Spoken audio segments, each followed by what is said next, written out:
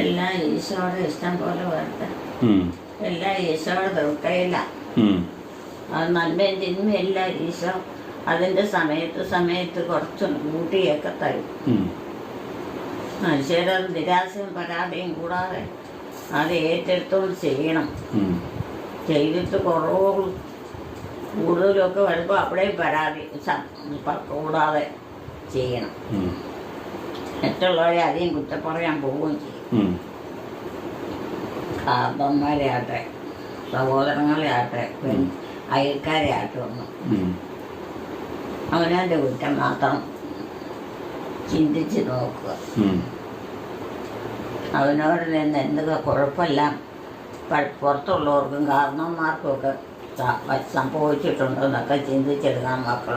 ഉം. എന്തെങ്കിലും അവർക്ക് അതിന് ദോഷമുണ്ടോ